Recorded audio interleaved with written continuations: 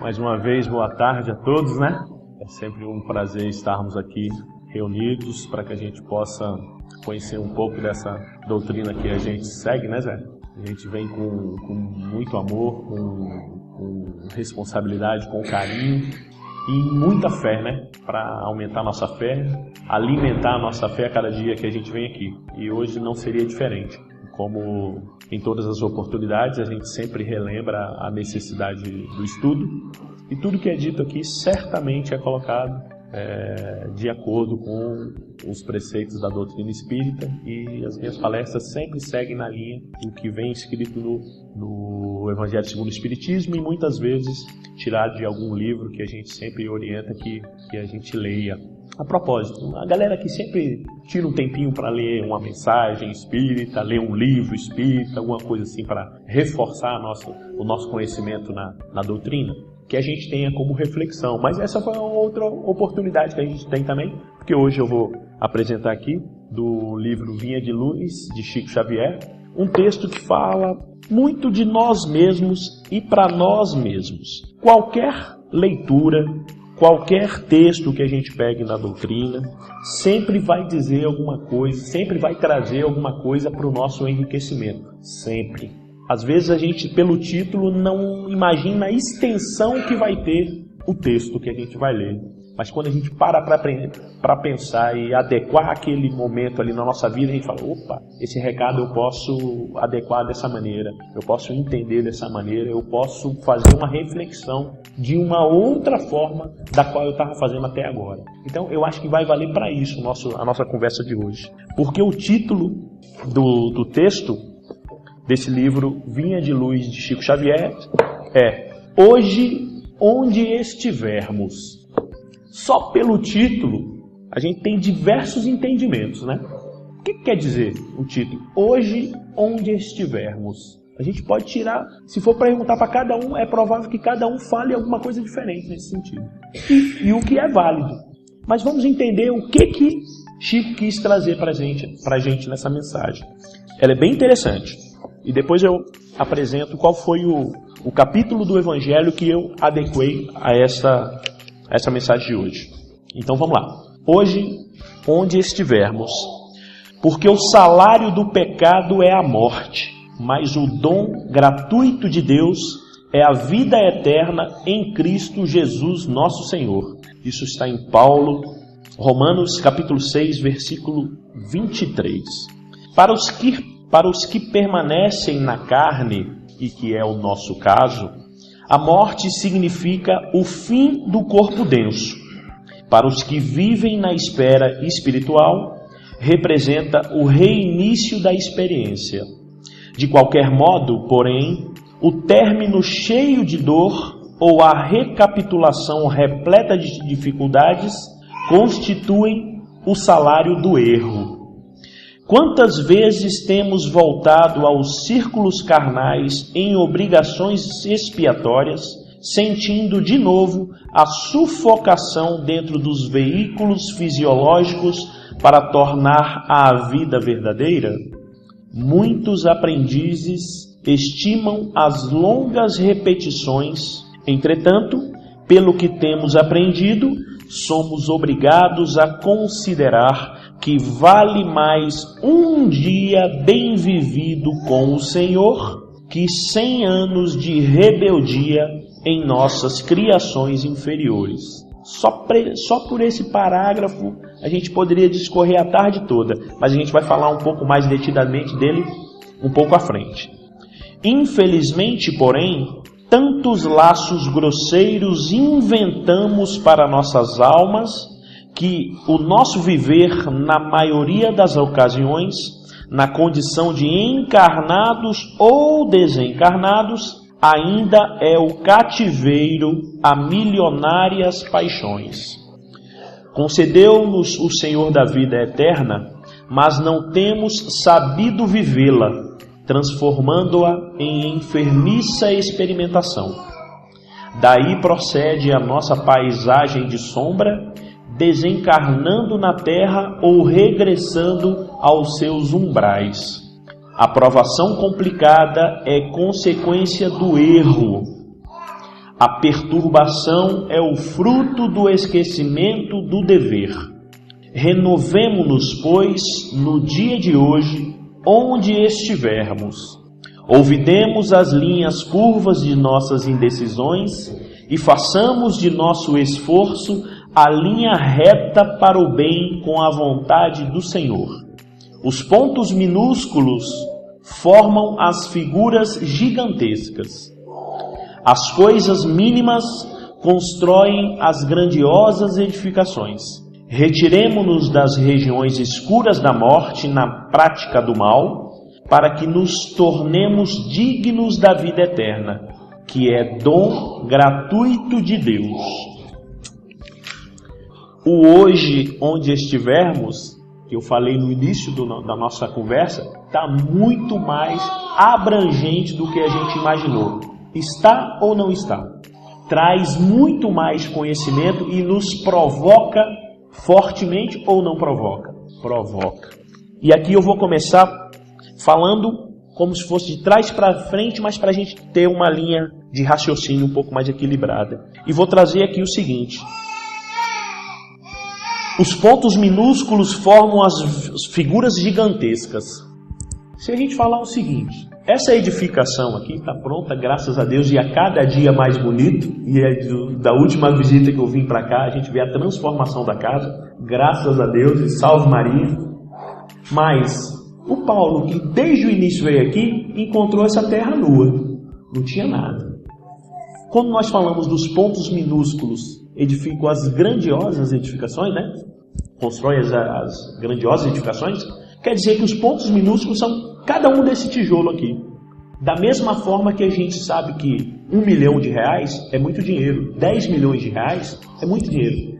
Mas 1 milhão, 10 milhões, seja lá qual for a quantia, é formada por centavos, não é? Porque se eu pegar 100 centavos, formei R$1. Mas se eu pegar milhares, milhões de centavos, vai me dar uma quantia maior. Então, essas partes minúsculas formam o todo. E o que é o nosso corpo? Ou nós crescemos, já nascemos desse tamanho? De forma nenhuma.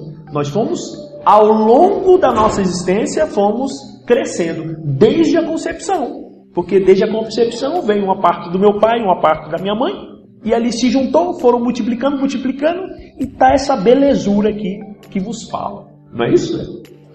Assim como todos nós.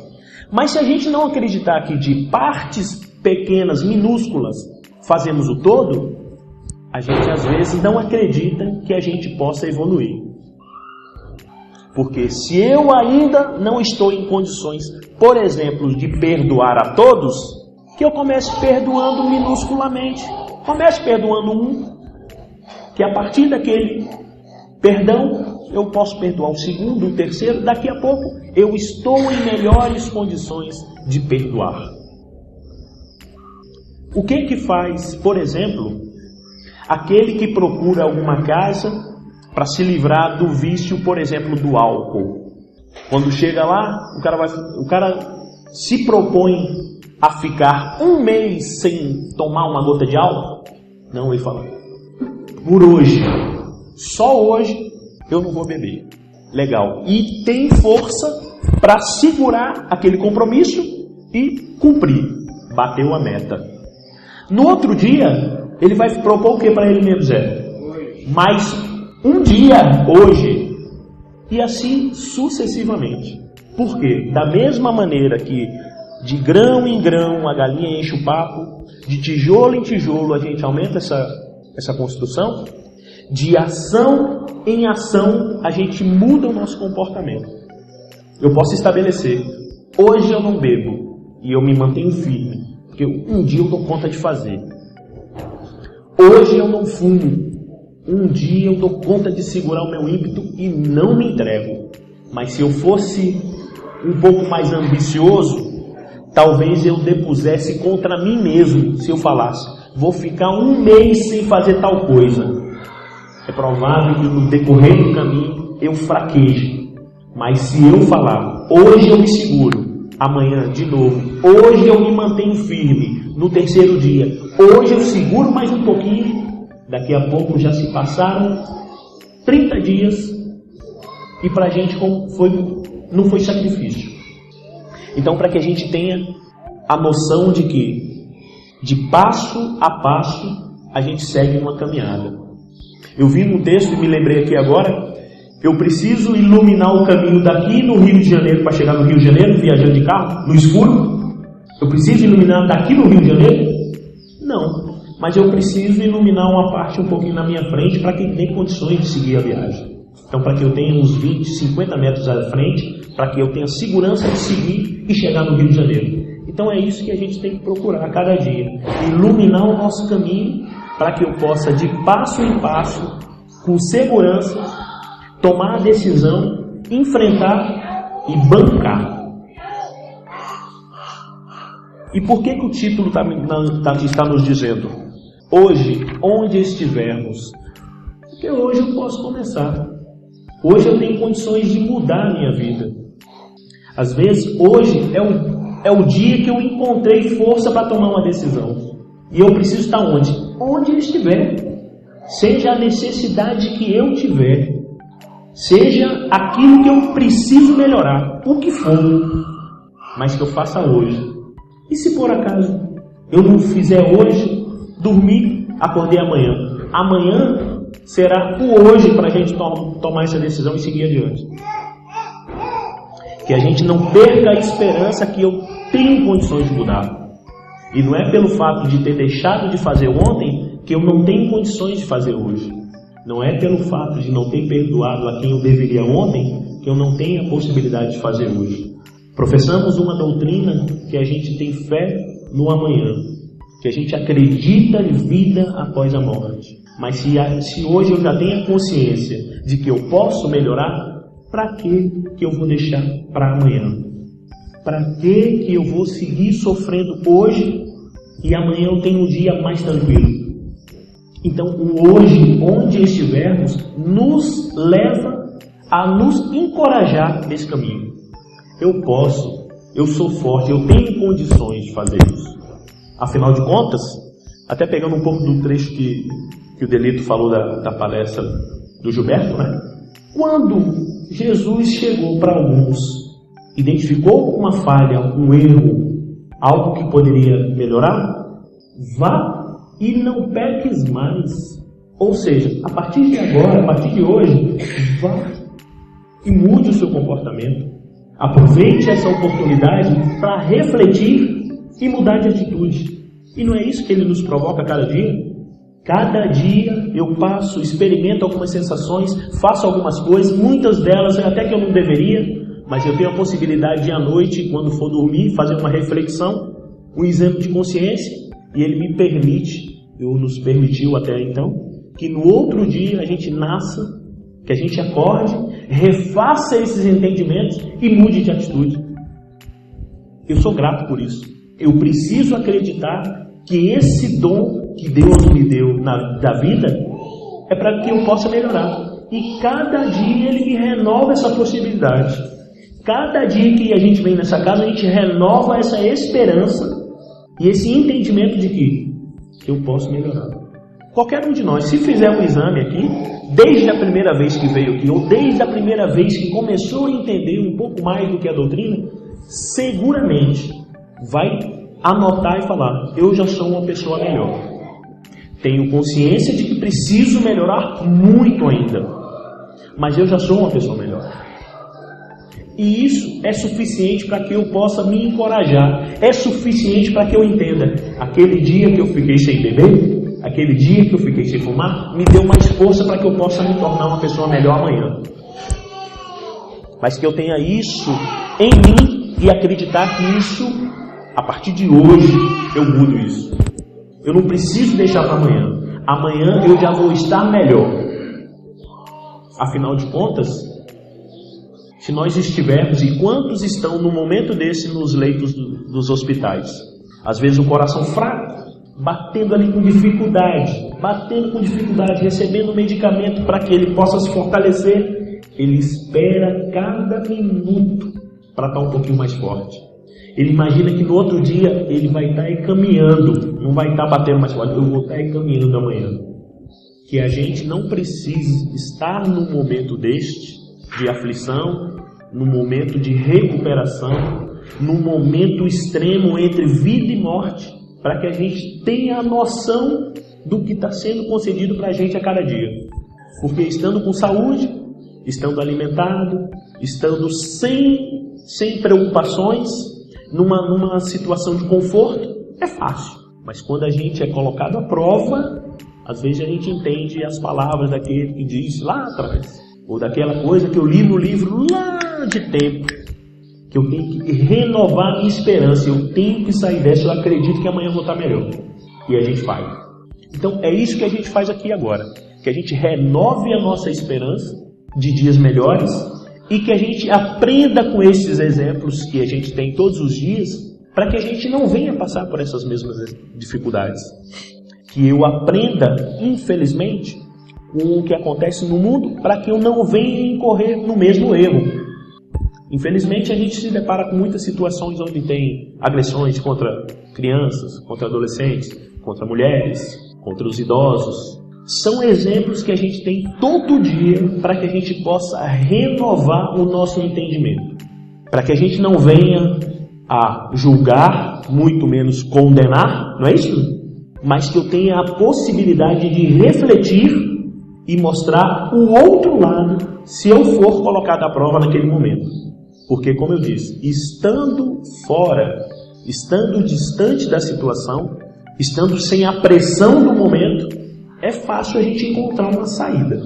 Mas quando a gente é colocado à prova no calor das discussões, num momento de aperto, numa situação tensa, aí é mais difícil. Mas que a gente se prepare, como a gente está fazendo aqui agora, para que quando a gente tiver a oportunidade de exercer isso, que a gente tenha a serenidade devida para tomar a melhor decisão, para instruir da melhor maneira, para nos colocar no lugar do outro, para entender o que o outro deveria fazer e a gente tomar a decisão correta. E seguindo na mesma linha, eu achei que era muito interessante ajustar o tema dessa mensagem com o capítulo 20, Adelito, que é os trabalhadores da última hora. Afinal de contas, todos nós somos trabalhadores, né?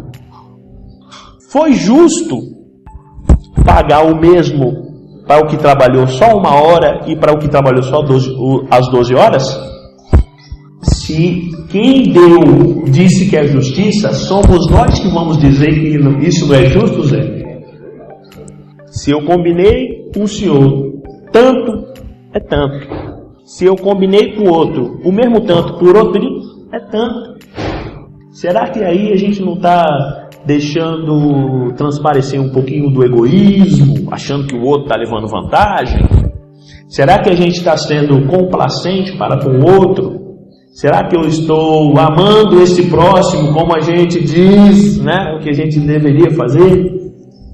E amar a Deus sobre todas as coisas e o próximo como a ti mesmo? É nessa situação da tensão que nós falamos agora há pouco, nesse momento de colocar-se à prova, de tomar a decisão que seria correta, né, Elaine? Quando o menino está gritando no ouvido da gente, quero isso, 2, 3, a gente tem um comportamento. Quando tiver 1, 2, é fácil controlar. Mas é nessa hora dos 20 no cangote que a gente tem que segurar. É nessa hora que a gente coloca a prova. É nessa hora que a gente demonstra se a gente está fazendo o certo em vir aqui e tomando essas atitudes lá fora, ou se é só naquele momento que a gente está recebendo aqui, né? Que a gente possa se policiar em todos esses momentos. Eu vou só começar esse aqui, no primeiro, para a gente ter uma noção do que está falando. O reino dos céus é semelhante a um pai de família que saiu de madrugada a fim de assalariar trabalhadores para a sua vinha. Não vou nem falar mais nada. Assalariar trabalhadores para a sua vinha. Não falou aqui se ia trabalhar 1 hora, 2 horas, 3 horas, 5 horas. Assalariar. O quanto vai pagar é o quanto ele vai acordado. Mas esse não é o objetivo do nosso papo aqui, não. Que o nosso papo aqui é uma pergunta que é direta. Se entre os chamados para o espiritismo muitos se transviaram, Quais os sinais pelos quais reconheceremos os que se acham no bom caminho? Que às vezes a gente precisa tomar um sacode, né, Zé? Uma direta para a gente tomar pela situação. Então vamos ver o que os Espíritos nos responderam nesse sentido. E a resposta é a seguinte: reconhecê-los-eis pelos princípios da verdadeira caridade que eles ensinarão e praticarão. Reconhecê-los-eis pelo número de aflitos a que levem consolo. Reconhecê-los-eis pelo seu amor ao próximo, pela sua abnegação, pelo seu desinteresse pessoal. Reconhecê-los-eis, finalmente, pelo triunfo de seus princípios, porque Deus quer o triunfo de sua lei. Os que seguem sua lei, esses são os escolhidos, e Ele lhes dará a vitória. Mas Ele destruirá aqueles que falseiam o espírito dessa lei e fazem dela degrau para contentar sua vaidade e sua ambição. Erasto, anjo da guarda do médio que transcreveu, Paris, em 1863. Aqui ele disse, né? Pelos princípios da verdadeira caridade.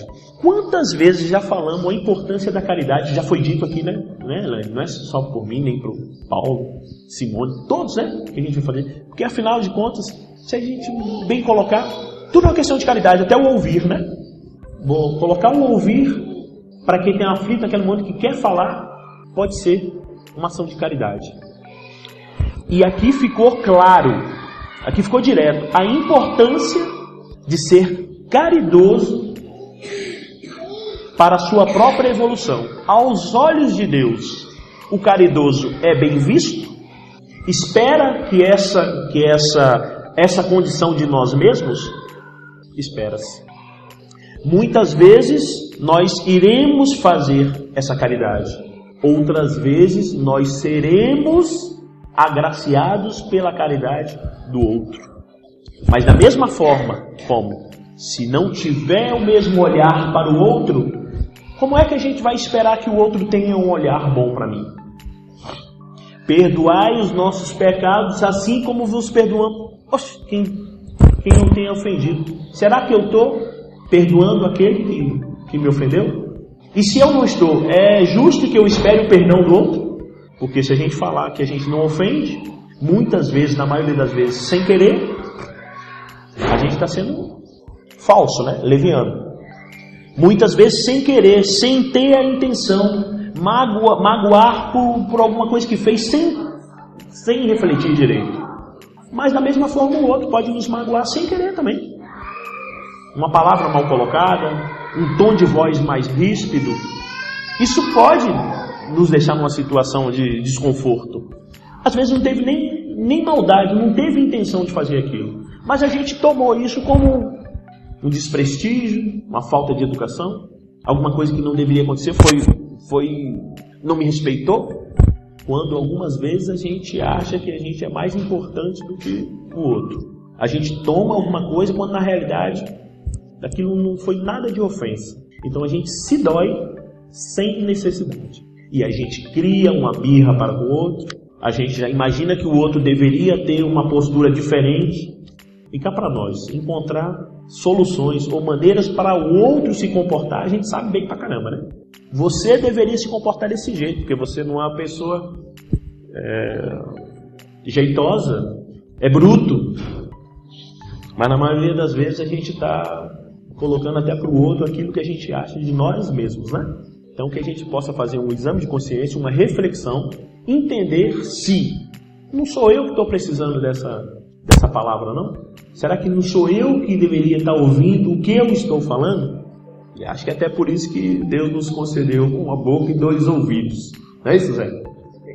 E bem pertinho ainda para que a gente possa assimilar. Então que a gente tenha essa preocupação. Isso também é uma forma de ser caridoso. Porque se a gente também não estiver falando aquilo que o outro deve ouvir, a gente está fazendo o contrário da caridade. A gente está provocando, a gente está levando uma palavra ríspida, muitas vezes até sendo maledicente. Então que a gente tenha cuidado e que eu possa ouvir mais, que eu possa me doar mais, que eu tenha condições de ouvi-lo e na medida do possível ajudá-lo. E se não tiver condições de ajudá-lo, já falamos outras vezes aqui, se eu tiver condições de ajudar, que eu faça. Prejudicar, jamais. Afinal de contas, nós estamos presos ou vinculados, melhor dizendo, a causa e efeito, né, Zé? Para toda ação tem uma reação. Para uma ação nossa vai ter uma reação. Que a gente tenha boas ações para que a gente possa colher isso. A gente não faz pensando, mas naturalmente o bem que se promove é o bem que a gente vai receber. Por outro lado, o mal que se promove, a discórdia que promove, volta. Nada fica às escuras. Nada fica às escondidas. E aqui os obreiros do Senhor. Aproxima-se o tempo em que se cumprirão as coisas anunciadas para a transformação da humanidade. Ditosos serão os que houverem trabalhado no campo do Senhor, com desinteresse e sem outro móvel senão a caridade. Seus dias de trabalho serão pagos pelo cêntuplo do que tiverem esperado. Vai receber mais de 100 vezes. Ditosos os que hajam dito a seus irmãos: trabalhemos juntos e unamos os nossos esforços, a fim de que o Senhor, ao chegar, encontre acabada a obra, porquanto o Senhor lhes dirá: vinde a mim, vós que sois bons servidores, vós que soubestes impor silêncio aos vossos ciúmes e às vossas discórdias, a fim de que daí não viesse dano para a obra. O que somos aqui que não obreiros do Senhor? Será que não é isso que Ele espera da gente? Mas isso não necessariamente vai fazer com que sejamos ou um palestrante, ou um professor aqui. O obreiro do Senhor é no momento da caridade, quando a gente está em casa. É dos nossos afazeres domésticos com a nossa família. É a palavra que a gente destina para o nosso colega de trabalho. Que a gente possa propagar esses conhecimentos que a gente recebe aqui e que a gente tem em casa, em outros lugares, os bons conhecimentos que a gente leva adiante. Os ensinamentos que Deus nos promoveu, que Deus veio e nos mostrou e que a gente tem inúmeras maneiras de aprender, que a gente propague isso. É aí que Ele está esperando que sejamos os seus obreiros. De certa forma, eu acho muito interessante, eu acho que é até muito mais evidente e muito mais dito, a igreja evangélica trata isso com muita naturalidade, né, Simone? Obreiro do Senhor e obreiro. Então a gente vê rezando nos ônibus, chamando para os cultos, e vou rezar na sua casa, e vou fazer... Então é isso que a gente tem que ter como ideia, que eu possa fazer isso, propagar esses ensinamentos em qualquer lugar que eu for. Em qualquer lugar que eu for, eu tenho que demonstrar e fortalecer a minha fé. No momento exato, dar um conforto, uma palavra amiga. Às vezes eu não tenho nem palavras para fazer, que eu ouça, que eu dê um aperto de mão sincero e falo: se precisar de qualquer coisa, conte comigo. Naquilo que eu puder ajudar, com o maior prazer. É isso que o outro está precisando naquele momento, muitas vezes. Que a gente se disponha e a gente fale: eis-me aqui, Senhor.